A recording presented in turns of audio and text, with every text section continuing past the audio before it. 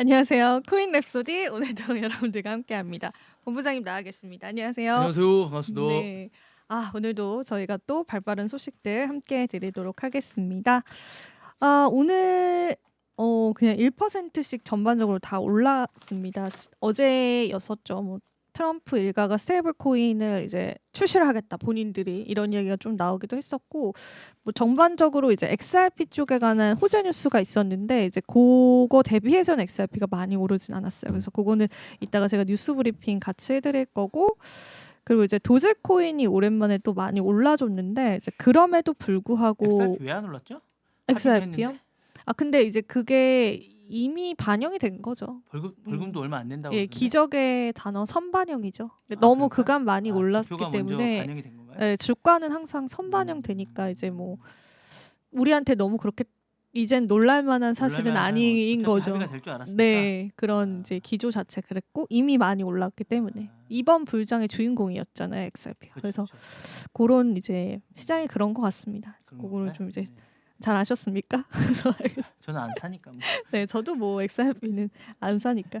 그래서 이제 어쨌든 그래서 이제 밈코인도 쪽으로도 많이 올랐고 아발란체, 스텔라 같은 결제 코인들도 좀 많이 올랐고 이 결제 코인 오른 게 이유가 있는 것 같아요. 트럼프가 또 모든 이제 결제를 이제 전자식으로 하겠다 이런 발언을 또 하기도 했어요. 그래서 그것 때문에 이제 완전히 올랐다라고 이제 100% 신뢰할 수는 없지만 이제 그런 부분들이 좀 영향을 받아갔던 것 같고요. 오늘 또 저희가 주목해볼 만한 뉴스들도 하나하나 저랑 살펴보겠습니다. 자, 오늘 준비한 뉴스들도 볼 텐데요. 요거는 이제 아까 본부장님이 언급해 주셨었던 XRP 관련한 내용입니다. XRP 관련해서 SEC가 리플에게 제기한 항소를 취하를 했고 그 다음에 리플도 이제 교차 항소를 취하는 것으로 서로 이제 하게 됐고요. 그리고 스튜어트 알데로티라고 하는 CLO 같은 경우에는 이건 법률 책임자의 약자입니다. 법률 책임자는 X를 통해서 법원이 리플에 부과한 1억 2,500만 달러의 규모의 과징금 중에서 5천만 달러는 SEC가 보관을 하고 나머지는 이제 리플에게 반환이 될 거다 이렇게 이야기를 했는데 쉽게 얘기하자면은 그 벌금도 이렇게 줄었어요. 근데 이제 사실 이거는 브래드 갈링하우스가 그 소송 그 취하 소식을 이제 본인이 전했을 때부터 언급을 했던 부분이에요. 그래서 아마 벌금도 이제 줄어들 것이다라고 이미 언급을 했던 부분이고 그 다음에 사실 리플의 가격은 크게 움직이진 않았어요. 그게 이제 뭔가 앞서도 말한 것처럼 선반영되었다라는 그런 인식들이 있었던 것 같고 그러면 이제 리플이 이제 더 오르려면 과연 어떤 모멘텀이 필요한 거냐 이런 또 토론이 되게 많더라고요. 그리고 요거는 번외로 저희가 오늘 또 이재명 대표 무죄가 이제 결정이 됐는데 요게 플리마켓에 있더라고요. 플리마켓 베팅 사이트에 이게 무죄일 것이냐 유죄일 것이냐 요 베팅도 있었어요. 근데 이제 어쨌든 오늘 발표가 나게 돼서 플리마켓 베팅 사이트는 정말 이제 다양한 안건들을 이제 베팅 사이트에 넣는 거였습니다. 지금 이제 무죄 확률이 좀 더 높았던 걸로 기억이 나고 그러니까 어제 시청자분이 얘기해 줬는데 그 베팅 사이트는 베팅하면서 돈을 거는 거라고 하더라고요. 네, 그래서 이제 사람들이 돈을 걸어서 이제 베팅을 하는 거여서 무죄 확률이 높으면 돈을 적게 받는 거 아니에요? 그러니까 내가 그러니까 사람마다 다른 거죠. 내가 베팅을 한 거가 만약에 무죄에 베팅했으면 내가 돈을 따는 거고, 그러니까요. 예, 유죄에 베팅을 확률이 했으면 높으면 돈을 덜 받는 거잖아요. 네, 그렇죠. 그런 거죠. 그래서 그게 또 올라와서 저는 좀 신기해서 지금 그 탄핵 관련해서도 올라가 있고 막 이래요. 그래가지고 그런 건 이제 좀 이렇게 번외로 재미로 그냥 들으시라고 그렇게 해주는 목소리로 한번 여러분들 보시면 되고 그 다음에 이제 지금 이제 도널드 트럼프 쪽으로 이제 우려 목소리가 좀 나왔어요. 그래서 그 가상자산 프로젝트에 대한 우려 목소리가 나왔는데 그 전 CFTC 위원장이 있는데 사실 이제 이 CFTC는 그 암호화폐에 그렇게까지 그러니까 SEC처럼 적대적인 기관은 아니었고 예를 들면 이제 트럼프 이전에 조 바이든 행정부 때 SEC가 되게 강경했잖아요. 근데 이제 반면에 이제 CFTC는 SEC처럼 그렇게 강경하진 않았고 이 CFTC라는 기관 자체가 상품 선물 거래 위원회다 보니까 오히려 이제 현물 ETF가 출시되는데 CFTC의 권한인 게 훨씬 좋았었죠. 근데 이제 전 CFTC 위원장이 월드 리버티 파이낸셜 WLFI랑 오피셜 트럼프 트럼프 대통령이랑 관련된 그런 암호화폐 산업에 대해서 이게 명백하게 잘못된 일이다 이렇게 또 비판을 했습니다.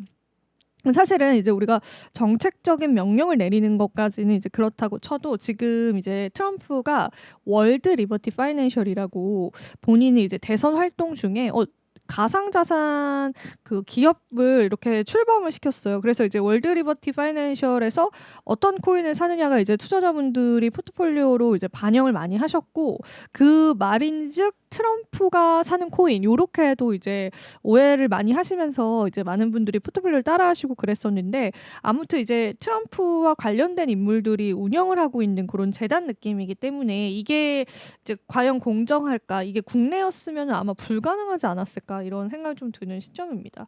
그리고 이제 이 월드 리버티 파이낸셜의 이제 재무 구조를 자세히 살펴보면은 순수익에 대한 75%에 대한 지분과 지주회사의 60%를 트럼프의 가족들이 이미 소유를 하고 있는 상황이에요. 그래서 오피셜 트럼프의 경우에도 트럼프 대통령과 그 주변 인물들이 대부분 유통량을 담당을 하고 있다라는 점에서 요거를 이제 비판을 했습니다. 반면에 이제 크립토 차르로 이제 임명되신 분은 이게 이제 그 직책을 받으면서 암호화폐 관련한 지분 투자를 모두 다 철회하기도 했잖아요. 근데 사실은 이런 행보가 맞지 않나 싶은데 이제 트럼프는 뭐 미국 대통령으로서 가상자산에 관한 사업에 직접적으로 좀 관여를 하고 있는 걸로 보이기 때문에 비판 목소리는 피할 수 없는 것 같습니다. 그래서 대통령과 그와 관련된 사람들이 암호화폐를 판매를 한다. 그래서 이해상충과 부패 위험이 너무나 크다. 그리고 밈코인 역시 그 예다. 이렇게 또 이야기를 하고 있는데 근데 이게 사람의 인식이 되게 그런 것 같아요. 트럼프는 이미 부자잖아요. 그러니까 이제 사람들이 글쎄요, 뭐랄까요? 좀 덜 문제 제기를 하는 것 같아요. 그리고 트럼프 자체도 본인이 이제 나는 돈이 많다. 이렇게 부자인 사람이 정치를 해야 된다. 막 이런 발언들도 했었잖아요. 그래서 그런 이제 맥락으로서 그냥 이제 신경을 좀 덜 쓰는 그런 시선도 있고 이렇게 이제 요거는 명백히 잘못된 일이다라고 보는 그런 시선도 있다고 보시면 될 것 같습니다. 자, 그리고 이제 저희가 요거는 이제 블랙록이 운영하는 펀드에 관한 그 포트폴리오를 나타내는 차트거든요. 근데 이제 우리가 이더리움 관련해서 이제 지금 이따가도 보여드릴 거지만 약세 이야기가 너무 많이 나오고 있어서 이제 이더리움에 관한 부정적인 시장의 인식이 굉장히 많은 상황입니다. 근데 그럼에도 불구하고 이 블랙록이 운영하는 펀드 같은 경우에는 일반 투자자들이 이제 투자를 하시기가 어렵고 기관 투자자들이 보통 이제 투자를 하는 그런 상품이거든요. 근데 이제 그 안에 그러면 이제 어떤 코인들이 들어있느냐 요것들도 기관의 시선으로 우리가 시장을 볼 수 있어서 참고를 많이들 하시는데 3월 24일 기준으로 봤을 때는 아발란체랑 앱토스 그리고 폴리곤 그리고 여기 보시면 이더리움이 가장 많은 비율로 가지고 있다고 해요. 그래서 이더리움 같은 경우에는 기관들 매집량들도 어느 정도 좀 증가를 하고 있다. 그런 관점에서 여러분들의 전략들을 좀 챙겨보셨으면 좋겠습니다. 그리고 이건 이제 채굴 난이도 차트인데 채굴 난이도 차트는 사실 그 가격과의 상승률이 굉장히 이제 커플링 되어가는 그런 난이도 차트이거든요. 비트코인 이제 채굴에 관해서 이제 많은 분들이 이제 복잡한 연산을 풀고 비트코인을 얻는 거다 이렇게도 이해를 많이 하시는데 사실은 이 채굴에 관해서 조금 더 우리가 깊게 얘기를 하자면은 블록 하나에 거래 장부를 쓸 수가 있잖아요. 그럼 그 거래 장부를 마치고 다음 블록으로 연결을 해야 되는데 요 다음 블록으로 연결해주는 고유한 코드가 있습니다. 서명이라고 제가 표현을 할게요. 근데 그 서명이 바로 해시 값이에요. 근데 그 해시 값을 구해야 돼요. 하드를 막 굴려가지고. 근데 그 해시 값을 많이 이제 내가 구한다고 해서 딱 나한테 떨어지는 게 아니고 약간 그 뽑기 같은 거거든요. 근데 이제 물론 확률은 높아지겠죠. 그 컴퓨터를 많이 돌릴수록. 그래서 요 해시 값을 구하게 되면은 그때 그거에 대한 보상으로 비트코인 하나를 주는 거고 새로운 블록이 형성이 되는 그런 원리예요. 근데 이 비트코인이 초기에 설정을 했었을 때 처음에는 우리가 개인 컴퓨터로도 채굴을 했었거든요. 근데 이제 지금 그게 어려워진 게 이제 많은 많은 사람들이 이제 채굴에 참여를 하게 되면서 이게 산업으로 커져 나갔어요. 그렇게 되면은 이제 비트코인 자체가 알아서 난이도를 좀 조절을 합니다. 그러니까 난이도가 높다라는 거는 그만큼 많은 사람들이 이제 채굴을 하려고 한다라는 걸 또 의미하기도 했었거든요. 물론 그 반감기다라고 하는 변수도 있었지만, 그래서 이게 이제 채굴 난이도가 높아진다는 건 결과적으로 비트코인의 희소성을 더 이제 가치를 부여하게 되는 거다, 이런 또 인식이 있으면서 실제로 이제 온체인 지표상 채굴 난이도랑 가격이랑 비교를 해봤을 때도 굉장히 그 방향성이 굉장히 일치하는 경우가 많았어요. 근데 지금 채굴 난이도도 되게 높은 상황이거든요. 그래서 이제 이 지표만을 신뢰할 수는 없지만 많은 분들께서 다양한 지표들 보실 때 꼭 참고하는 지표라서 오늘 그 지표도 가지고 왔고요. 그리고 이제 지금 RWA 코인은 많이 들어보셨을 거예요. 근데 이제 최근에 RWA에 관해서 관심이 좀 많이 쏠리는 분위기다라고 해요. 최근에 많은 운용사들이 토큰화 미국 국채 시장에 진입을 하면서 시장 규모가 50억 달러를 돌파를 한 상황인데, 이 코인데스크는 RWA XYZ의 데이터를 인용해서 미국 국채 시장 규모가 사상 처음으로 50억 달러를 돌파했다고 보도를 했고요. 그래서 지금 보시면은 RWA 코인이 다시금 시장에서 좀 관심이 쏠리고 있다라는 그런 모멘텀도 있다라는 거 여러분들 체크를 해보시면 좋겠습니다. 계속 이야기를 나눠보자면 이날 토큰화된 미국 국채 시장을 주도하는 상품은 이제 블랙록과 시큐리티타이즈 합작 상품인 이 상품인데요. 이 상품 같은 경우에는 운용 규모가 17억 달러를 돌파했고 전체 시장의 34%에 해당을 하는데, 그러니까 어떤 이야기냐면 미국 국채를 토큰화시키는 거예요. 그러니까 쪼개가지고, 예를 들면 우리가 부동산을 이제 전부 다 매입을 하려고 하면은 굉장히 많은 초기 자본이 들잖아요. 근데 그 부동산을 이제 지분 형식으로 좀 쪼개는 거죠. 우리가 주식 투자를 하듯이. 이게 이제 토큰화 상품이고, 우리도 STO라는 법안으로 지금 도입을 하려고 하는 건데, 지금 미국 국채의 토큰화 시장이 엄청 활성화되고 있다고 해요. 이게 전주 대비해서 무려 10%나 그 규모가 증가를 했다고 하는데, 그러면서 이제 RWA 코인들이 좀 시장에서 주목을 받을 가능성이 크다라는 이야기입니다. 그리고 이제 이게 왜 더 커질 거냐면은, 미국 국채 시장의 토큰화 그 시장이 왜 커질 거냐면 피델리티가 참전을 했다고 합니다. 사실 블랙록과 피델리티, 지금 또 암호화폐 현물 ETF 운용사 중에 가장 큰 기관들이기도 하죠. 그쪽이 이제 토큰화 자산 쪽으로도 다시 참전을 하면서 이제 RWA 코인에 관한 관심들도 조금 더 늘어가지 않을까. 물론 이전에도 주목을 받았던 적이 있었습니다. 그래서 알트코인 관심 있으신 분들께서는 이런 시장의 흐름들도 살펴보시고요. 지난주에 피델리티가 토큰화된 머니마켓 펀드인 피델리티 트레저리 디지털 리퀴디티를 출시하기 위해서 SEC에 승인 신청을 했다고 합니다. 그래서 이제 피델리티 디지털 자산 부문의 부사장은 블록체인 기술을 통해서 고객에게 이제 좀 다양하고 혁신적인 그런 투자 솔루션 제공할 수 있게 돼서 기대가 크다, 이렇게 이야기를 하고 있고, 실제로 RWA 코인이 한 섹터로서도 이제 시장에서 주목을 받았던 적이 있었는데, 토큰화 시장이 이제 활성화된다면 RWA 코인들도 이제 다시금 주목받지 않을까, 그런 가능성들 제기되고 있습니다. 자, 이더리움 관련해서 4월 급등 가능성이 제기가 됐어요. 그래서 옵션 내재 변동성이 역사적으로 낮은 그런 모습이 포착이 됐고, 이더리움 약세 지표가 가격 급등의 전조 증상이다라고 이야기를 하면서, 이 7일물과 30물의 내재 변동성은 50과 45% 수준이고, 역사적으로 이렇게 낮은 수준의 내재 변동성이 지속되는 경우는 드물다, 이렇게 또 이야기를 했는데, 이게 사실 닉 포스터 디라이브 창업자가 이야기를 한 거예요. 근데 사실 제가 이 이더리움이 지금 저점이다라는 거는 3,000달러대에도 듣긴 들었던 것 같아요. 근데 지금 2,000달러까지 내려왔죠. 그래서 이제 이더리움의 선도 금리가 미국 국채 수익률보다 낮았고, 그리고 과거에도 선도 금리가 낮을 때 몇 주 안에 가격이 급등하는 경우도 많았다고 합니다. 그래서 이런 맥락들을 봤을 때 4월 급등 가능성 제기가 되고 있다. 여러분들이 그렇게 좀 이해를 해보시면 좋겠습니다. 자, 이렇게 해서 제가 오늘 암호화폐 시장 이야기 다양하게 좀 전해드렸는데요. 오늘은 좀 비트코인 쪽보다는 알트코인 쪽으로의 이야기들을 좀 일부러 준비를 해봤어요. 다양한 내용을 최대한 드리고 싶어서. 그래서 도움 되셨기를 바라고요. 자, 오늘도 본부장님의 아주 기대되는 소식들 한번 들어보겠습니다. 별 얘기 없습니다. 네, 요즘은 저보다 인기가 많으셔가지고 인기가 없습니다. 네. 다시 이제 순서를 바꿔야 될까봐요. 네, 주식 랩소도 해야겠습니다. 네. 자, 소식 전해드리겠습니다. 네. 자, 유튜브가 전체 시장에 계속 1위인데, 안방 이건 뭐냐면, 이제 유튜브가 원래는 이제 모바일 시장에서는 인기인데, TV 시장은 우리나라도 이제 점차 이제 저도 유튜브를 이제 TV로 많이 봅니다. 핸드폰으로 보기가 좀 귀찮아서 유튜브를 이제 TV로 많이 보는데 미국은 대부분 이제 유튜브를 TV로 많이 봅니다. 그래서 이제 TV의 거실에서 많이 보는 시장을 이제 닐슨에서 이제 이거를 디스트리뷰트를 하는 건데 오른쪽에 보시면 2025년 2월에 보는데 유튜브가 1위를 차지했습니다. 11.6%로 플랫폼에서 1위를 차지했습니다. 디즈니를 꺾었습니다. 그래서 1위를 차지했고요. 그래서 이제 요게 이제 상징적인 의미를 좀 가져서 이제 가지고 왔습니다. 그래서 이제 유튜브가 1위를 차지해서 가지고 왔고요. 이게 사실 광고 시장의 지각 변동을 유발했다는 얘기를 말씀드리고 싶어서 가져와 봤고요. 50세 이상이 전체적으로 이제 36%를 차지했다는 거. 광고 시장 상당히 중요합니다. 그러니까 왜냐하면 50대 이상이 사실은 이 소비 계층에서 상당히 유의미한 숫자입니다. 우리나라도 상당히 막 유의미한 숫자고요.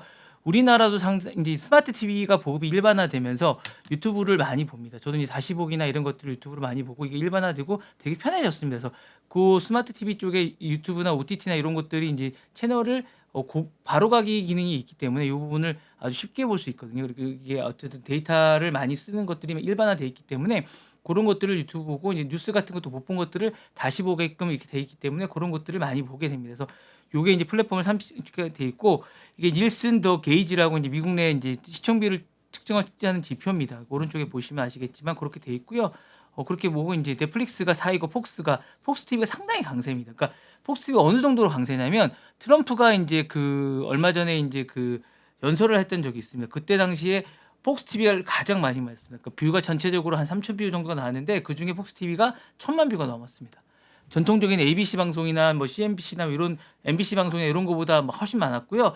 뭐 우리가 많이 아는 CNN이나 이런 것들은 아주 저조했습니다. 한 200만 뷰밖에 안 나왔고요. 폭스 TV를 가장 많이 봤습니다. 그러니까 이럴 정도고 사실은 폭스 TV로 이제 그 어떤 전통적인 인터뷰도 뭐 얼마 전에 이제 했던 일론 머스크와의 더블 인터뷰도 폭스 TV랑 같이 했었거든요. 그러니까 폭스 TV를 가장 많이 봤고 이랬습니다. 그래서 이제 유튜브는 이제 TV 채널이라고 보시면 됩니다. 사실 그렇게 보시면 되고요. 더 이상 젊은 세대 온라인 플랫폼이 아닙니다. 우리나라도 사실 60대나 요 70대 분들이 가장 많이 이용하시고 20대나 MZ 세대가 많이 이용하는 게 아니라 이런 분들이 가장 많이 이용하시고 실질적으로 그 세대들이 가장 많이 이용한다고 합니다. 그리고 사실은 제가 이제 아침 방송을 하는데 저희 아침 방송도 사실은 5, 60대들이 가장 많이 보는 그래요? 이런 계층들이 가장 많이 보십니다. 그래서 이렇게 계층들이 많이 보실 정도로 사실은 이렇게 이제 많이 보십니다. 그러니까 유튜브를 많이 보시기 때문에 이렇게 많이 보시고요. 왜냐하면 거실 대형 TV가 유튜브를 보는 게 일반화되어 있습니다. 그래서 이제 넷플릭스나 훌루나 케이블 방송과 동등한 소비 매체가 됐다라는 게 일반화된 어떤 그런 소비층이고요. 중장년층 이제 50대 이상이 대거 유입이 됐고 디지털 콘텐츠가 이제 젊은 세대의 어떤 중심입니다. 음악이나 이런 것들이 중심이기 때문에 사실은 오히려 이런 것들은 음악이나 이런 것들은 사실은 이동하면서 볼 수 있는데 반해서 뉴스나 이런 것들은 사실 앉아서 보는 것들이 일반화되기 때문에 이런 것들이 사실 유튜브나 이런 것들은 TV로 보는 게 일반화되어 있기 때문에 광고주 입장에서는 프리미엄 타겟이 이제 어쨌든 유튜브나 이런 것들이 TV이기 때문에 이런 것들이 이제 프리미엄 타겟입니다. 그래서 광고주 입장에서 오히려 유튜브에 광고하는 게 훨씬 낫다라는 생각이 들고요. 콘텐츠 제작자에서는 콘텐츠 전략의 다변화가 필요하기 때문에 이게 오히려 나을 수가 있습니다. 그래서 여러분 참고해 주시면 좋을 것 같습니다. 그래서 유튜브 시청 지배층이 광고 지각의 변동을 유발하는 어떤 계층이 된다라고 얘기를 할 수 있고요. 광고 예상의 전통 TV에서 CTV라고 하죠. 커넥티드 TV라고 합니다. 요런 TV로 이제 이동하는 거죠. 커넥티드 TV는 게 전통 TV가 아니라 이제 이렇게 이동하는 TV라고 얘기를 하는 부분인데 요 이동하고 있고 중장년층의 어떤 사용자 기반 TV, 정치 광고라든가 건강 보험, 금융 광고 중에 이런 유튜브가 매력적인 광고처로 떠오르고 있다라고 생각을 하시면 될 것 같습니다. 그래서 이렇게 얘기하고 있고 이제 플랫폼 TV 점유율을 좀 말씀을 드리면 유튜브가 이제 11.6%고요. 넷플릭스가 8.0%, 훌루라고 있습니다. 이게 이제 영화 같은 채널인데 3.0%, 디즈니 플러스가 이제 약 1.9% 정도 된다고 말씀을 드리겠습니다. 여기 이렇게 되고 있고요. 이제 어쨌든 전통적인 케이블 TV가 이제 많이 하락하고 있다고 말씀을 드리겠습니다. 그래서 이렇게 이제 되고 있습니다. 그래서 이렇게 되고 있고 이제 어쨌든 유튜브는 더 이상 모바일 앱의 그런 게 아니라 이제 미국의 주류 TV 채널이라고 이제 말씀을 드리겠다고 이제 말씀을 드리고 싶습니다. 그래서 이렇게 이제 하게끔 말씀을 드리고자 합니다. 그래서 이제 이렇게 말씀을 드리겠고 이제 유튜브의 성장 배경은 이제 전반적으로 실버 유입이 많이 됐다라고 말씀을 드리고 2세부터 이게 재밌는 건 2세부터 11세까지 시청자가 16.9%에 육박하다라고 합니다. 그래서 2세부터 16 좀 많이 씁니다. 그래서 이렇게 있고 이제 디즈니 쪽도 이제 많이 하락을 했고 폭스는 슈퍼볼 효과가 크다고 합니다. 슈퍼볼이 이제 폭스에서 방영을 했기 때문에 전달 대비해서 많이 올랐고요. 그 다음에 이제 요런 게 좀 있다고 합니다. 그래서 요 부분에 대해서 이제 좀 많이 참고하시면 좋을 것 같다는 생각이 듭니다.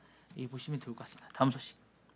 자, 메타가 인스타그램을 학교 우선 신고 프로그램이라고 말을 했습니다. 그러니까 우리나라도 들어올지 모를 것 같습니다. 이제 학교에 이게 뭐냐면 이제 플랫폼의 권한 분산이라고 하는데 자기네들이 이제 어떤 권한을 학교에게 약간 일임을 하는 겁니다. 우선 권한이라고 이제 학교 내에 미국에서만 지금 하던 겁니다. 이제 학교의 권한에서 프라이머리티 이제 이스클레이션이라고 해서 시험 부여를 하는 겁니다. 그래서 책임 회피 권한인데 뭐냐면 미국 내 일부 중고등학교 시범 운영을 할 겁니다. 이제 학교가 직접 특정 게시물이나 계정에 대해서 우선 검토 요청을 할 수 있게끔 하는 겁니다. 그래서 이제 프로세스 학교에 이제 신고를 하면 심사팀이 이제 가속도 높은 리뷰 절차를 거쳐서 괴롭힘이나 자해나 약물 같은 것들에서 신속 대응을 거쳐서 이제 삭제를 할 수 있게끔 해주는 겁니다. 그래서 이게 이제 책임을 커뮤니티를 공유하게 하고 이런 것들에 권한을 주는 건데 이게 약간 책임 회피를 하는 게 아닌가라는 약간 이런 게 그렇네요. 네 청소년 보호 이슈라는 충목에서 이제 선제적 대응을 하는 건데 이런 것들이 자기네들이 책임 회피를 하는 게 아닌가. 맞아요. 라는 얘기가 좀 있고 이제 학교 정치 문화 이슈에 따라서 과도하게 콘텐츠 삭제 요청을 할 수 있다라는 얘기가 좀 있고 신고 우선 기준이 학교마다 다르고 규정 적용이 혼란스럽다는 얘기가 좀 있습니다. 그래서 학생의 자기 표현이나 사회적 발언이 위축될 가능성이 있다라는 얘기도 좀 있습니다. 그래서 파일럿이 일단 지금 적용되고 있는데 학교에서는 좀 긍정적으로 얘기하고 있습니다. 경찰이나 법원, NGO 같은 기관에도 우선 검토를 줄까 하는 생각도 좀 하고 있다고 합니다. 그래서 이러다 보면 사회가 좀 위축되는 게 아닌가. 메타가 좀 미친 게 아닌가 싶은 생각이 좀 드네요. 왜 이러고 있나 지금 지금 트럼프를 따라가고 있는 게 아닌가 지금 생각이 듭니다.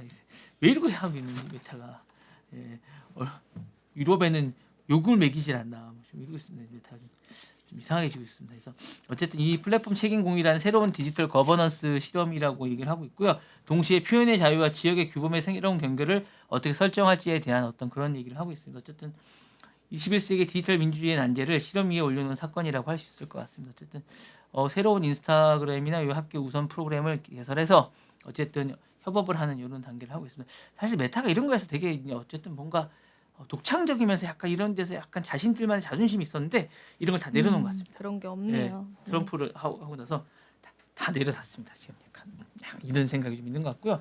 얼마 전에 아마존은 보니까 제가 여기서는 안 했는데 아침 방송에서 했는데 아마존은 보니까 유바이어라는 프로가 있습니다. 어펜디티스라고 그 원래 그 창업 프로그램 같은 게 있거든요. 그 트럼프가 나왔던 창업 가르쳐주는 프로가 있어요. 돈을 주면서 약간 그걸 또 뭔지 틀기 알아요. 시작하더라고요. 프라임에서 예 MBC에서 옛날 했던 프로를 막 틀어주기 시작하더라고요. 대놓고 그냥 막 약간 구애를 하는 거죠. 트럼프한테. 멜라니스한테는 거의 약간 약간 줄리아 로버츠한테 주는 약간 그런 그거보다 더 많이 주는 4천만 달러의 개런티를 주지 않나. 뭐 이러면서 막 톰 크루즈보다 더 많이 주는 그런 다큐멘터리의 그런 진짜 놀라운 맞아요. 그런 걸 주고 참 대단합니다. 실제로 밖에서 만나면 아마 영분이 아니었으면 4만 달러도 힘들 겁니다. 근데 4천만 달러 주더라고요. 네, 참. 다음 소식도 재미있는 소식입니다. 자, 이 저기 뭐지? 42번가의 그 대형 광고를 틀었습니다. 틱톡이. 예. 우리가 사라지면 당신을 잃는다라는 광고를 틀었습니다. 이 틱톡이. 예. 정치적 메시지를 이제 바이트 댄스가 이런 광고를 이렇게 틀었어요. 이렇게 이제 딱 틀었는데 42번 한번 가서 사진 하나 찍어 오시겠어요? 제가 저기 어떻게 가요? 비행기 타고 갔다 오시면 되죠. 저거 이제 빠질 수가 없잖아요. 가서 현장에서 진행하시면 되죠. 그래요? 네. 현장에서 이제 상업적인 중심과 42번가 스트리트에서 이제 그 예. 출장 좀 보내주세요. 다녀오세요. 네. 자비로. 저 당황스럽습니다. 네. 이게 정치적 메신저고 어쨌든 여론의 전략적인 어떤 그런 정책인 것 같습니다. 미국의 경제, 문화, 생태계 필수적인 존재로 자신을 포지셔닝하는 게 아닌가 라는 생각이 드네요. 프레임의 핵심이 이건 겁니다. 우리가 사라지면 당신을 잃는다. 이게 트럼프한테 던지는 메시지가 아닌가 싶어요. 사실은 이제 대법원의 안보 우선 논리에 침해에 역전당한 이런 건데 어쨌든 이런 것 같습니다. 그래서 한복판에 트럼프한테 당신의 일상과 경제에 대해서 우리를 없애면 당신도 피해를 본다. 맞아. 빨리 우리를 사줘. 이런 얘기 같아요. 뭔가 해결해줘. 뭐 이런 얘기 같습니다. 그래서 뭔가 틱톡이 이런 메시지를 던지고 있는 것 같고요. 뭔가 이런 표현의 자유를 빼앗는 정부라는 헌법 제1조에 대한 프레임에 관한 이런 얘기가 아닌가 않을까라는 생각을 하고 있는 것 같고 뭔가 빨리 해결해 줘. 4월 5일 얼마 안 남았어요. 빨리 해결해 줘 이런 얘기 같아요. 아니면 연기를 해주던가 기한을 이런 얘기인 것 같고 미국 내 기업 소비자와 연합을 구축하려는 시도인 것 같기도 해요. 뭐 정치적 부담을 느끼게 하려는 그런 시도가 아닌가. 얼마 안 남았으니까 이게 되게 비싸거든요. 여기 옛날 삼성이 뭐 잘 나갈 때 여기 광고하고 막 그랬어요. 정말 여기는 정말 잘 나가는 기업들만 하는 겁니다. 요 광고판은. 예. 여기 이제 요 광고판 정말 비싼 광고입니다.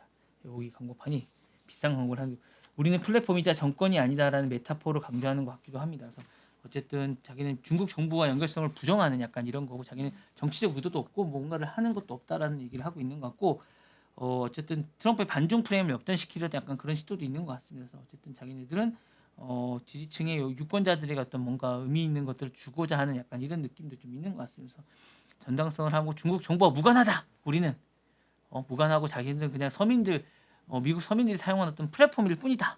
약간 이런 메시지를 주는 것 같아서 표현의 자유, 경제 생태계, 정치적 책임 한꺼번에 이제 반전시키려는 어떤 여론전인 듯한 이런 거를 이제 여기다 이제 하려고 하는 것 같습니다. 그래서 요거가 이제 그림이 나와서 제가 이렇게 딱 실어왔습니다. 좋습니다. 바로 오늘 따끈따끈한 뉴스를 이제 감사합니다. 덕분에. 네, 보시면 될 것 같습니다. 틱톡이 이렇게 여론전을 한다. 덕분에 견문이 넓어지고 있어요. 이렇게 하면서 하고 있는 것 같고요. 이제 이렇게 하면서 이제 뭔가 트럼프와 공화당의 책임으로 이제 우리가 없어지면 너네 책임이야. 뭐 이런 약간 이런 걸로 이제 법적 책임을 전환하려는 약간 이렇게 하는 것 같고 이런 부분에 거래를 시도하는 민물 거래를 시도하려는 게 아닌가라는 생각이 있는 것 같고 정치권 압박을 위한 약간 감성 스토리텔링이 아닌가라는 생각인 것 같아요. 이렇게 하면서 뭐 가족, 생명, 소상공인, 지역사회 중심의 어떤 서사를 만들려는 것 같고 이 앱을 없애는 건 국민을 해치는 거다. 뭐 약간 이런 느낌? 약간 이런 느낌인 것 같아요. 그래서 뭐 계속 광고주들의 불확실성 회피를 이유로 광고 예산을 주고 뭐 약간 이런 느낌, 약간 이렇게 어쨌든 막 약간 엄청난 이익을 너네가 없애는 거야. 뭐 이런 느낌인 것 같아요. 너네가 이걸 없애는 건 뭐 재앙을 하는 많은 청소년들에게 꿈과 희망을 없애는 거야. 막 이런 느낌인 것 같아요. 제발 없애지 말아줘. 뭐 이런 느낌인 것 같습니다. 그래서 약간 그게 아닌가라는 생각인 것 같습니다. 약간 이런 느낌인 것 같아요. 그래서 뭐 이런 느낌을 잠깐 전달해드리기 위해서 제가 가져왔습니다. 다음 소식 전해드리겠습니다. 죄송합니다. 왜 죄송해요? 너무 재밌게 보고 너무 있었는데. 제가 떠들었는 것 같아요. 아, 아닙니다. 네. 자, 다음 소식. 인도가 요즘에 미국에게 너무 러브콜을 계속하고 있습니다. 이게 원래 디지털세 6%를 줘야 되는데 이것마저도 없애고 막 러브콜을 하고 있습니다. 인도 재무장관이 IT 기업에 부과하던 6%의 디지털세를 없앨 테니 빨리 와라라고 하고 있습니다. 이 부분을 하고 있어요. 원래 이제 디지털세 빅테크들의 타깃이었어요. 6%는 2016년에 도입을 해서 지금까지 계속 매기고 있었어요. 그래서 페이스북, 구글, 아마존 같은 미국의 기반의 플랫폼이 수익의 타깃이었고 엄청나게 많이 거둬들이고 큰 수익이었습니다. 이제 이게 광고 수익 기반들에게 실질적인 원가 인상의 요인이었습니다. 그래서 사실 이게 많이 하면서 많이 있었는데 이걸 없애기로 했어요. 수익의 근간이 상당한 부분이었기 때문에 이 부분이 있는데 최근에 미국 무역 대표부가 차별적 조세 조치로 간주해서 보복 관세를 하겠다고 했더니 이제 이걸 없애기로 했고요. 인도가 무역 리스크보다는 외국인의 직접 투자와 이제 기술 협력을 우선시한다는 차원에서 이걸 없애기로 했다고 합니다. 인도는 2024년 이후에서 이제 반중 연합과 대체 생산지로 이제 자신들을 이제 선택해 달라고 지금 구애를 하고 있는 상황이고요. 미국이 인도에 대한 투자 기술 이전 조건으로 디지털세를 없애면 우리가 투자하겠다라고 지금 얘기를 하고 있다고 합니다. 그래서 정말 투자할래라고 했는데 이제 실질적으로 많은 가시적인 효과가 있나 봐요. 그래서 이제 디지털세를 없애기로 했다고 하고요. 바이든하고 이제 모디 총리가 이제 후속작이라고 해도 이제 과언이 아닌데 사실은 이제 바이든 색깔을 좀 지울 생각이 좀 있나 봐요. 그래서 이 부분에서 이제 트럼프가 나서서 하고 있는 것 같습니다. 인도는 이제 빅테크 플랫폼 현지화를 좀 원하고 있는 것 같습니다. 그래서 서버 현지화와 서버가 현지에 있어야 되나 봐요. 그래야 이제 수익을 좀 보는 것 같고요. 콘텐츠 규제 협조, 그다음에 인도에 내 투자를 좀 확대를 하는 것. 세금은 걷지 않겠지만 그 대신 인도 좀 안쪽으로 들어와라. 제작을 좀 해서 이제 못 가져가게 하는 생각이 좀 있는 것 같습니다. 그래서 이 부분이고 이제 그렇게 하는 것 같고요. 만약에 인도가 이렇게 하게 되면 나머지 나라들도 영향이 있을 것 같습니다. 프랑스가 이제 3% 디지털세가 있는데 그러면 이제 요 부분도 이제 요걸 가지고 이제 협상을 할 생각인 것 같습니다. 미국이. 그리고 이제 한국은 아직 도입은 안 하고 있는데 논의 중인데 이것도 유야무야 될 것 같아요. 예, 그리고 이제 이탈리아는 하고 있는데 이것도 없애게 될 것 같습니다. 그래서 어쨌든 요 인도가 잣대가 되지 않을까라는 생각이 듭니다. 세금을 걷는 것보다 인도는 시장을 얻는 게 더 중요하다. 라는 명언을 지금 그렇네요. 남기고 명언이네요. 있다고. 네. 제가 만든 겁니다. 아 그래요? 잘 만들었죠. 제가 요새 명언을 계속 만들고 있습니다. 제가 어제 지구 주권이라고 했죠. 지구 주권 제가 지구 장사 아니고 지구 주권. 지구 네. 주권 제가 만든 네. 거예요. 제가 만들었죠. 지구 주권. 글로벌 디지털 패권 경쟁에서 자국의 지정학적 가치를 상승하는 데 성공했다라고 얘기하고 있습니다. 그래서 이렇게 얘기했고, 자 다시 한번 제가 내일 물어볼 겁니다. 세금을 걷는 것보다 시장을 얻는 게 더 중요하다. 시장을 얻는 게 중요하다. 이거는 그냥 머리에 각인이 돼서요. 중요합니다. 내일 물어보겠습니다. 네, 물어보세요. 네. 네. 지구 주권 외우세요. 네, 지구 지구 주권. 주권. 네, 내일 또 물어보세요. 물어보겠습니다. 네. 언제든지요. 네. 자 다음 소식 드리겠습니다. 복습하겠습니다. 네. 자, 이것도 이제 내일 물어보겠습니다. 자, 최고는 못 만들어도 싸고 빠른 걸 만들겠다라는 게 중국 AI 좋네요. 목표입니다. 네. 네. 이게 이제 중국 AI의 최근의 목표입니다. 최고 안 만들어도 돼. 우리는 싸고 빠른 걸 만들겠어라는 게 가성비. 가성비입니다. 이게. 어쨌든 가격 경쟁이 아니라 이제 중국의 이제 패권 전략의 이제 가속화를 지금 하고 있는 건데, 어쨌든 20%를 무조건 싸게 만들겠다는 겁니다. 20%만 싸게 만들면 된다라는 거고요. 최근에 이제 이 전반적인 어떤 이 바이두나 텐센트나 알리바바나 이런 딥시크가 추구하는 바입니다. 미국에 따라가지 못할 바에는 차라리 우리는 최고를 만들지 않고 좋은 전략이에요. 조금 낮고 싸고 빠른 거 이렇게 만들겠다는 좋은 거고. 전략이에요. 한국도 이제 이렇게 하면 됩니다. 네. 한국 모델을 하라고 제가 가져온 겁니다. LG가 2호 전략이에요. LG전자가 근데 지금. LG는 제가 볼 때 이 전략인데 중국보다 못해요. 근데 그 지금 R1 딥시크 R1이랑 네. 비교해봤을 때 네. 나쁘지 써보셨어요? 않았어요. 기사가 나왔어요. 써보지 않으셨죠? 아직 안 나왔죠, 세상에. 네, 써보셔야 됩니다. 네, 이게 한번 써볼게요. 기사로 아무리 그렇게 써봐도 기자들이 정말 문제인 게 뭐냐, 안 써봐요. 안 써보 기사로만 써요. 이게 문제인 거예요. 알겠습니다. 저의 문제인 건 써보시라는 거예요. 딥시크도 써보지 않은 분들이 기사를 쓰니까 문제인 거예요. 제발 써봤으면 좋겠어요. 네. 많은 분들이 써보라고 제가 말씀을 드리잖아요. 써보면 완전히 그게 오픈 AI밖에 안 쓰게 돼요. 다 오픈 AI로 들어올 수밖에 없어요. 저는 돈 주고라도 오픈 AI를 쓰게 돼요. 퍼플렉스라든가 이런 것들을 못 써요. 못 쓰겠어요. 저는 돈 주고도 오픈 AI를 쓰게 된다. R1 안 쓰게 된다. 알겠습니다. 돈 주고 쓰게 된다. 왜 다 사람들이 다 쓰다가 넷플릭스를 쓰겠어요? 좀 비싸도 넷플릭스 쓴다. 콘텐츠가 없어요. 볼만한 콘텐츠가. 결국에는 다 오픈 AI를 쓸 수밖에 없다는 거죠. 오픈 AI가 제일 최적화돼 있고 검색을 해도 가장, 그러니까 돈을 좀 더 주고라도 비용이 그나마 제일 싸요. 다른 게 싸지만 좀 더 주고라도 오픈 AI를 쓰게 될 수밖에 없다는 거죠. 그게 가장 최적화되고 가장 좋다는 거예요. 뭔가를 쓸 때. 좋아요. 오픈 AI가 좀 비싸더라도. 저는 오픈 AI를 씁니다. 다 써보니까 제가 다 썼거든요. 모든 걸 다. 네. 오픈 AI를 좋습니다. 어쨌든 그 대신에 이제 제가 각 나라의 어떤 그런 것들을 비교해 드리는 겁니다. 제가 각 나라의 전략을 비교해 드리는 거예요. 후발주자들을. 자, 오픈 AI의 성능 격차에 전략적으로 인정을 하고 있습니다. 우리가 못 따라간다는 인정을 하는 거예요. 이건 뭐 어차피 격차를 인정할 수밖에 없고요. 그리고 이게 문제가 뭐냐면 AI를 만드는 나라의 가장 큰 문제가, 특히 우리나라의 문제가 뭐냐면 전력을 너무 많이 씁니다. 이 GPU 전력을 너무 많이 쓰는데 우리나라 전력 비용이 너무 비싸요. 그러니까 GPU를 가정에서 못 씁니다. 제가 H100 같은 게 있다고 해서 저는 못 써요. 돈이 너무 많이 들어요. 전기세가. 전기세가 너무 많이 들어서 저는 집에 쫓겨납니다. 근데 너무 비싸서 준다고 해도 못 씁니다. 맞아요. 제가 만약에 채굴을 하잖아요. 저 집에 쫓겨납니다. 맞아요. 안 되죠. 네. 집에 쫓겨납니다. 너무 비싸서. 알겠습니다. 네, 죄송합니다. 집에 계신 분 죄송합니다. 네, 그러니까요. 네. 위험 발언. 네. 어쨌든 오픈 AI가 미국과 성능 격차 인정하고 있고요. GPT-4나 클로셋 3나 제미나이 1.5 서방에 비해서 사실은 이런 데 비해서 중국 모델이 멀티톤 대화나 추론 모델이나 코드 이런 게 한 개의 좀 모델이 있고요. 사실은 그리고 이제 AI 칩을 못 구합니다. 어쨌든 우회해서 하거나 어쨌든 이렇게 하지만 어쨌든 못 구합니다. 그래서 못 구하고 있고요. 최고는 그러다 보니까 이제 차선책으로 이게 심포도인 거죠. 심포도 같이 이거 맛이 없을 거야 이렇게 얘기하는 것처럼 최고는 못 만들어도 싸고 빠른 걸 배포하자는 전략으로 선회한 겁니다. 성능보다는 접근성, 비용, 배포 속도에 초점을 맞추는 걸로 이제 한 거죠. 이렇게 바꾼 거예요. 어쩔 수 없이 바꾼 거예요. 그래서 초경량 저비용으로 한 겁니다. 그러니까 R1이 왜 이렇게 나온 거냐면 재료를 못 구해서 그런 거예요. 그러니까 이제 이게 싼 음식을 맛있게 만드는 집들이 있어요. 그 집들은 재료를 못 구해서 그런 겁니다. 예, 그 지역에 맞게끔 만든 겁니다. 맞아요. 예, 그렇다 보니까 그렇게 재료를 만든. 당연하죠. 그다음에 중국 정부는 AI를 미래 산업의 핵심 무기나 주권을 간주하는데 못하는 거예요.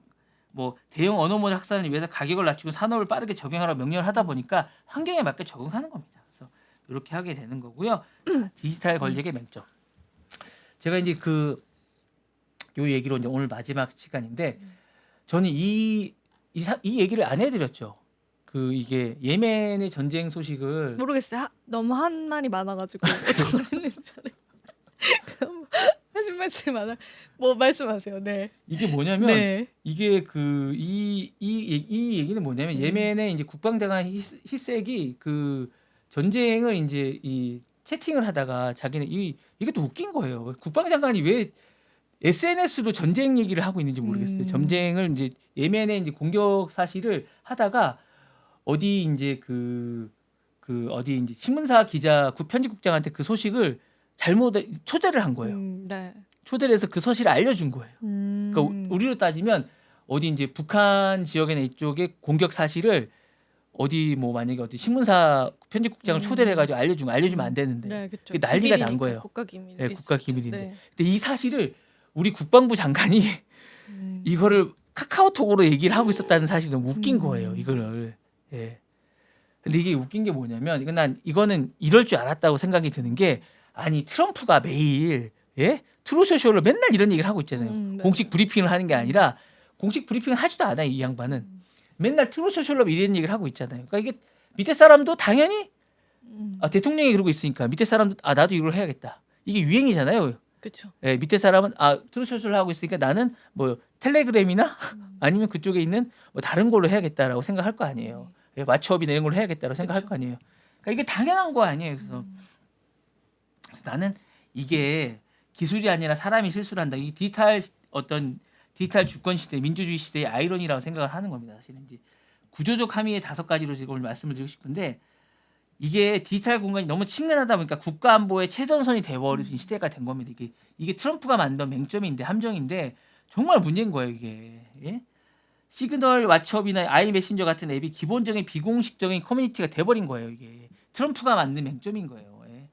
이게 어쨌든 공식적인 이 창구가 돼버린 거예요. 이게 트럼프가 이렇게 만든 거예요. 그래서 이제 국가 기밀조차 이 채널에서 논의하는 어떤 일상화가 돼버린 거예요. 트럼프 때문에. 문제는 이런 플랫폼이 기본 구조조차 치밀함의 중심이 됐고 방심 실수 유발 가능성이 너무 높다는 거죠. 암호화는 보안인데 뭐 어쨌든 이게 암호화가 되겠어요 이게? 그렇죠. 암호화 안 되잖아요. 그리고 그룹 채팅의 구조적인 맹점이 비의도적인 초대가 된다는 거죠. 그리고 이제 초대장이 필요 없는 경우가 많고 전화번호 하나로 쉽게 접속이 가능합니다. 그룹에 들어간 사람은 모든 이전 대화까지 파일이 접속이 가능하고 저널리스트가 포함됐다는 게 이제 필수였지만 구조적으로 가능한 일이라는 거고 그룹 채팅은 아무리 뭐 은밀해도 기본적으로 열려있는 플랫폼이잖아요. 그렇습니다. 친구처럼 말하는 고위 인사들 신뢰 붕괴가 뭐 상징적이고 전투 보고의 이모지라든가 뭐 군사 행동이 마치 게임처럼 보일 수 있잖아요. 이게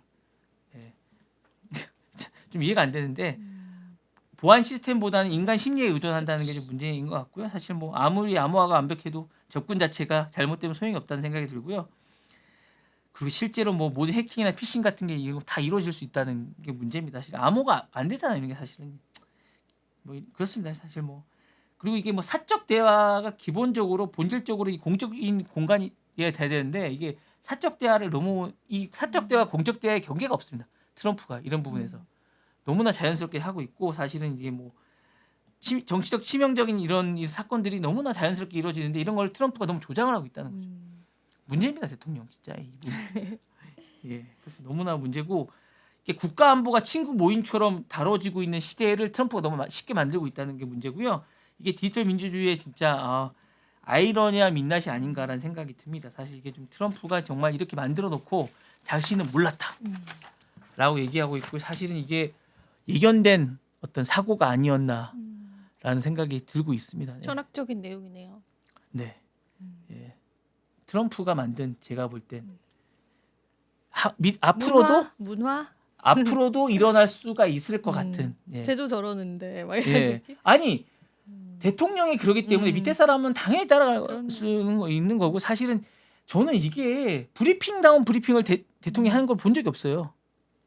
예, 다 이걸로 하잖아요. 모든 사실을 다 이걸로 하잖아요. 채팅으로 하는 사람 모든 발표를 트루쇼쇼로 하잖아요. 그 사람은 제가 내일 제가 뭐 암호화폐 정상회담을 곧 발표할 예정입니다. 그날 13일 날 뭘 제가 대단한 발표를 하겠습니다. 맞아요. 네, 공식 발표 다 그걸로 하잖아요. 그분은. 예. 맞습니다. 그런 세상이 되고 있습니다. 그러니 이게 뭐 모든 발표를 다 그걸로 하고 정말 이분 대단하신 분이에요. 예. 그러다 보니 이게 국가 행사나 국가 기밀을 다 그걸로 하고 있으니 정말 모르겠습니다. 정말. 네, 참. 상식을 파괴하시는 분입니다. 알겠습니다. 제가 준비한 수 여기까지입니다. 네. 네, 오늘 랩소디 또 다양한 내용들 이야기 나눠봤습니다. 오늘 여러분들 또 재밌게 들어주셨길 바라고요. 저희 내일 다시 찾아뵐게요. 시청해주신 여러분 고맙습니다. 감사합니다. 네.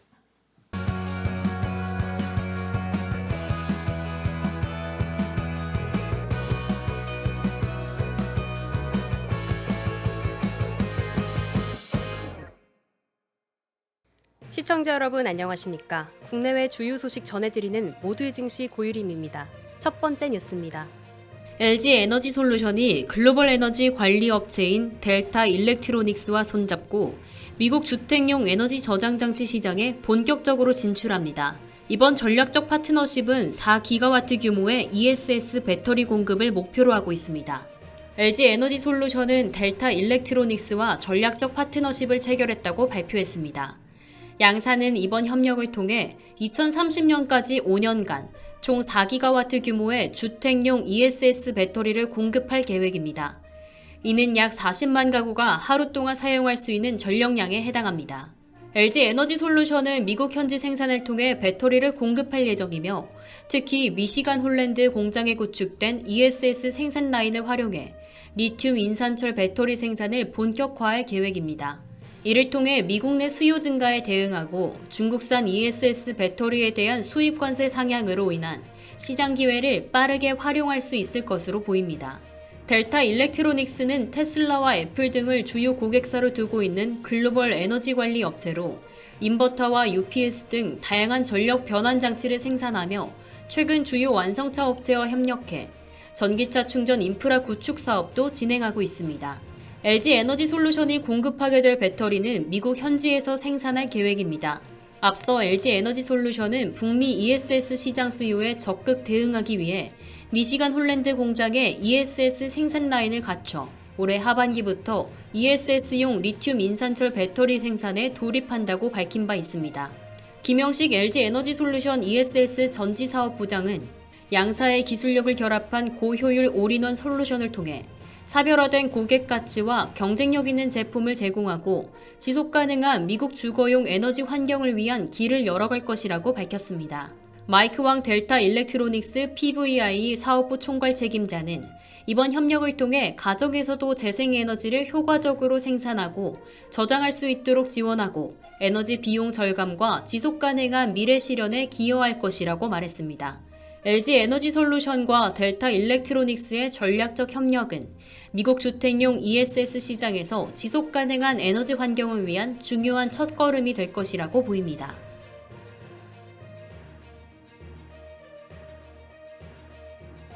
최근 미국 주식시장 변동성 우려가 커지고 있는 가운데 한국은행은 국내 개인 투자자들이 분산 투자를 강화해야 한다고 경고 메시지를 내놨습니다.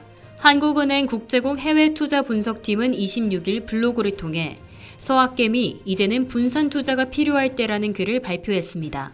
글에서는 최근 국내 개인 투자자들이 미국 대형 기술주와 레버리지 ETF에 집중 투자하고 있는 경향에 대해 경고했습니다. 2020년 코로나19 팬데믹 이후 국내 개인 투자자들의 해외 주식 투자는 급증했습니다. 해외 주식 투자 잔액은 2019년 말 152억 달러에서 지난해 말 1161억 달러로 늘어났으며 이는 5년 만에 약 7.6배 증가한 수치입니다. 미국 상장 주식의 비중이 급격히 상승했으며 지난 18일 기준으로 미국 주식의 비중은 전체 포트폴리오에서 90%에 달하고 있습니다. 한국은행은 이러한 투자 경향이 위험을 초래할 수 있다고 경고했습니다. 이재민 과장은 서학개미들이 M7과 같은 대형 종목에 과도하게 투자하고 있으며 레버리지 ETF와 인버스 ETF와 같은 고위험 상품에 몰리고 있다고 말했습니다. 이는 투자자들이 단기적인 수익을 추구하는 경향이 강하다는 것을 의미합니다. 특히 상위 52 투자 종목 중에서는 레버리지 ETF와 인버스 ETF가 포함되어 있으며 이들은 수익 변동성이 크기 때문에 더 큰 리스크를 동반합니다. 또한 테슬라와 엔비디아와 같은 개별 종목을 추종하는 ETF에 집중하는 경향도 발견됐습니다. 경제 전문가들은 이러한 과도한 집중 투자 방식은 미국 주식시장 변동성이 커질 경우 큰 손실을 초래할 수 있다고 경고하고 있습니다. 실제로 S&P 500 지수는 최근 미국 대선 직후 사상 최고치를 기록했지만 관세 정책과 기업 실적 악화 우려 등으로 하락세를 보였습니다. 그럼에도 불구하고 개인 투자자들은 저가 매수 기회를 엿보며 미국 주식을 중심으로 45억 달러를 순투자한 것으로 나타났습니다. 이 중 M7 종목과 주요 레버리지 ETF는 40억 달러에 달하는 금액을 차지했습니다. 한국은행은 불확실성이 커지는 상황에서 투자자들이 손실을 만회하려면 더 오랜 시간이 걸린다고 경고했습니다. 예를 들어 2022년처럼 마이너스 40%의 평가 손실을 입은 후 안정적인 ETF에 투자하여 원금을 회복하려면 최소 8.6년의 시간이 필요하다고 분석했습니다. 이에 한국은행은 서학개미들에게 M7, 레버리지 ETF와 같은 특정 종목에 대한 과도한 편중을 줄이고 분산 투자의 중요성을 강조했습니다.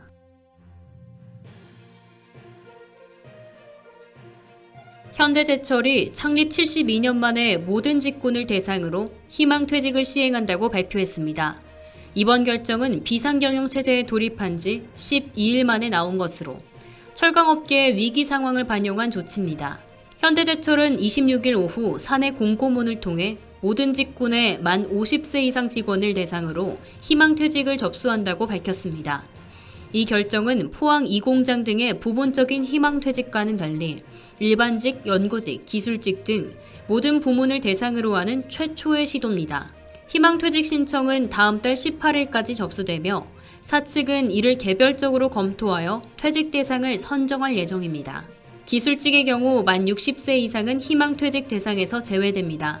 퇴직자에게는 퇴직금 외에 정년까지 자녀 연봉의 50%를 위로금으로 지급하며 자녀 학자금도 최대 3명까지 1인당 1,000만 원씩 지원됩니다.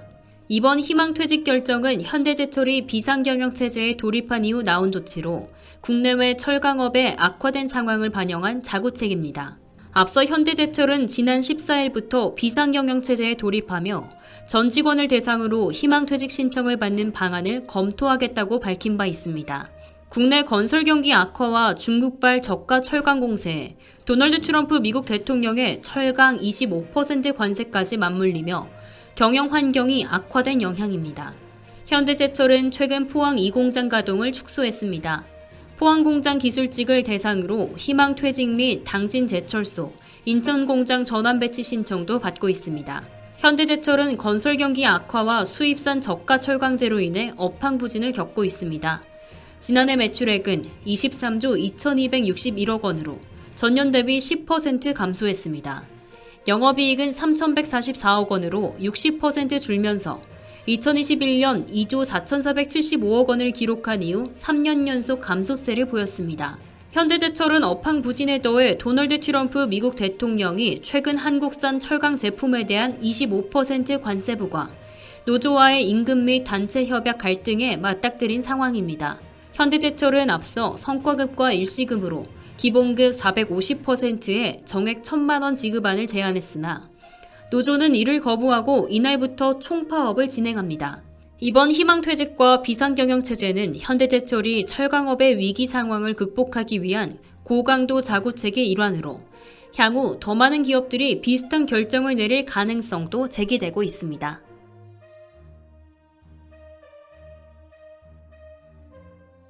이상으로 모두의 증시 마칩니다. 본 방송에서 제공하는 정보는 투자 판단에 대한 조언일 뿐 해당 자산의 가치와 상승을 보장하지 않습니다. 시청해주신 여러분 고맙습니다.